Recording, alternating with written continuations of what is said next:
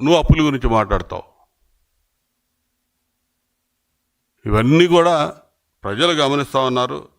నువ్వు చేసే ప్రతి అంశం, నువ్వు పెట్టే ప్రెస్ మీట్ అంతా కూడా ఒక డ్రామా ఆడి ఆ డ్రామా రక్తి కట్టించడానికి చాలా నానా ఇబ్బందులు పడ్డట్టుంది. నీకు ఆ అనుమానం అవసరం లేదు. ప్రజలు ఎవడు కూడా సిద్ధంగా లేరు నీ పూటకు మాటలు నమ్మడానికి.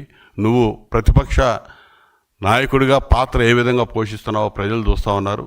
ఖచ్చితంగా ఇక నీ పని అయిపోయింది. నువ్వేదో అనవసరమైనటువంటి అపోహలు పెట్టుకొని నీకేదో వస్తుంది జరిగిద్ది అనేది మానుకొని నీ అవసాన దశలో ఉన్నటువంటి పార్టీని రక్షించుకోవడం కోసం ప్రజల మీద పడి ప్రజల్లో అశాంతి రగిల్చి అనవసరమైన ఇబ్బందులు ప్రజలకు కొని తీసుకురావద్దని చెప్పి నీకు హితవు పలుకుతా ఉన్నాం. అదే రపా అంటే గతంలో కూడా చెప్పాడు, గతంలో ప్రెస్ మీట్లో చెప్పాడు, ఈరోజు కూడా చెప్తున్నాడు. సినిమాల్లో ఉండే డైలాగులు పోస్టర్లుగా పెడితే తప్ప, ఆ క్రియలు బయట చేస్తే తప్ప అంటున్నాడు. క్రియలు ఖచ్చితంగా తప్పే.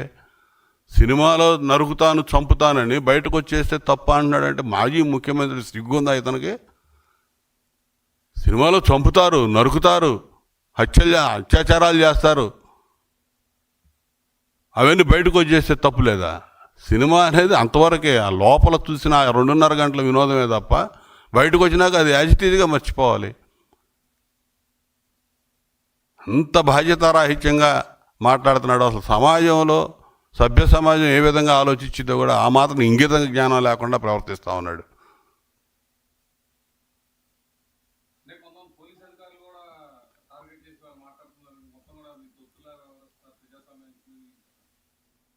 అదే పోలీస్ అధికారులను మాట్లాడుతూ ఉన్నాడు.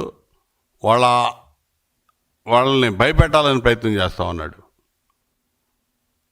గతంలో ఏం చేశాడు? పోలీస్ అధికారులని 25 ర్యాంకులో ఉన్న అతను తీసుకొచ్చి డీజీపీని చేశాడు ఆయన సామాజిక వర్గం అని. పిఎస్ఆర్ ఆంజనేయులు అంటే లేకపోతే కొంతమంది పోలీస్ అధికారులు, ఐపీఎస్ అధికారులు ఏ విధంగా వాడుకున్నాడు? ఈరోజు ఏ విధంగా కేసులు అయ్యి ఇబ్బందులు పడుతున్నారు, ఎవడు జైల్లో ఉన్నారు? ఇక్కడ తెలుగుదేశం పార్టీ పోలీసు వాళ్ళని ఎప్పుడు కూడా, పోలీస్ డిపార్ట్మెంట్ని ఎప్పుడు స్వార్థపరంగా వాడుకున్న దాఖలాలు ఒక్కటి కూడా లేవు. ఇది భయపెట్టి పబ్బం గడుపుకోవాలని చూస్తూ ఉన్నాడు అధికారులని. మెయిన్ మళ్ళా వస్తానంటున్నాడు. జనం నవ్వుకుంటున్నారు. ఇంకెక్కడికి వచ్చేది? ఇచ్చారు, ఒక అవకాశం ఇచ్చారు, అయిపోయింది. ఇక ప్రజా జీవితానికి పనికిరాడు అని తీర్పు ఇచ్చేశారండి జగన్మోహన్ రెడ్డి. లేదు ఇక ఇతనికి, అది గుర్తుపెట్టుకోవాలి.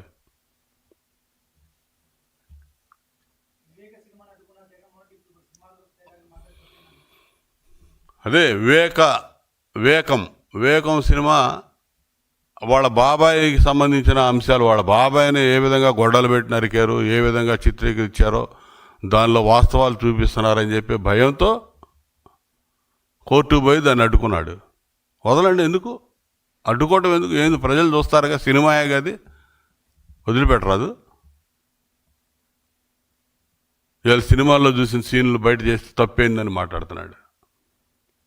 అసలు ఇంత నిస్సిగ్గుగా మాట్లాడే, అసలు మామూలు సాధారణ ప్రజలు ఎవడన్నా మాట్లాడే అర్థం ఉందండి. ముఖ్యమంత్రిగా సాక్షాత్తు పనిచేసినటువంటి వ్యక్తి ఇంత నిస్సిగ్గుగా మాట్లాడటం అనేది చాలా బాధాకరం.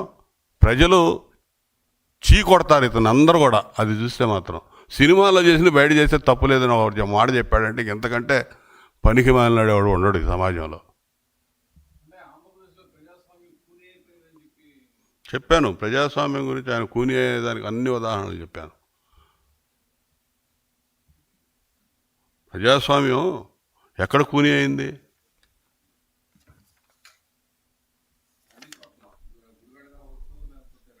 చంద్రబాబు గారు ఆ రోజు ప్రతిపక్ష నాయకుడిగా దళితులకి సంఘ బహిష్కారం చేసి, గ్రామ బహిష్కారం చేసి, వెళ్ళగొడితే, ఉద్యమం చేసి, చలో ఆత్మకూరు పిలిపిస్తే ఇంటికి పోయి గేట్లు తాళాలు కట్టి బయటకు రాకుండా ప్రతిపక్ష నాయకుడు 3 సార్లు ముఖ్యమంత్రిగా పనిచేసిన ప్రతిపక్ష నాయకుడిని ఆ రోజు అడ్డుకున్నాడు. అది ప్రజాస్వామ్యం కూని అంటే. లేదంటే యువగళం పాదయాత్ర పేరు మీద పాదయాత్ర చేస్తూ ఉంటే నారా లోకేష్ గారు